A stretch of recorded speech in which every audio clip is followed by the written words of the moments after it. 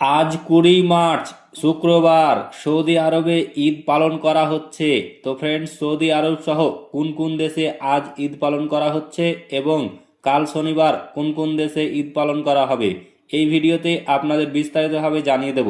অবশ্যই ভিডিওটি শেষ পর্যন্ত দেখবেন। তার আগে আপনাদের কাছে ছোট্ট একটি রিকোয়েস্ট করছি, আপনি যদি আমাদের এই চ্যানেলটিকে এখনো পর্যন্ত সাবস্ক্রাইব করে না থাকেন, তবে এইরকমই নতুন নতুন ভিডিও সবার আগে দেখার জন্য অবশ্যই সাবস্ক্রাইব করে নেবেন। সৌদি আরব সহ মধ্যপ্রাচ্যের দেশগুলিতে আজ ঈদ পালন করা হচ্ছে। সৌদি আরবে বৃহস্পতিবার 1747 হিজরির পবিত্র শাওয়াল মাসের চাঁদ দেখা গিয়েছিল।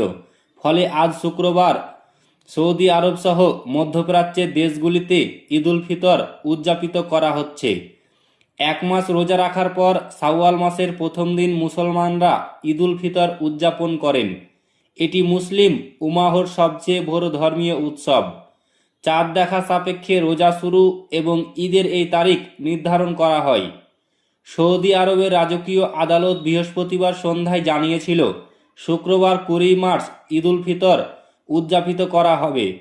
এইদিকে বৃহস্পতিবার 19 মার্চ বাংলাদেশের আকাশে 1747 হিজরির পবিত্র শাওয়াল মাসের চাঁদ দেখা যায়নি।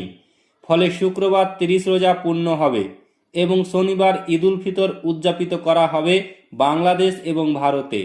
তো ফ্রেন্ডস, এই ছিল আজকের বিগ ব্রেকিং নিউজ। ভিডিওটি ভালো লাগলে লাইক করবেন, শেয়ার করবেন এবং চ্যানেলটিকে অতি অবশ্যই সাবস্ক্রাইব করবেন।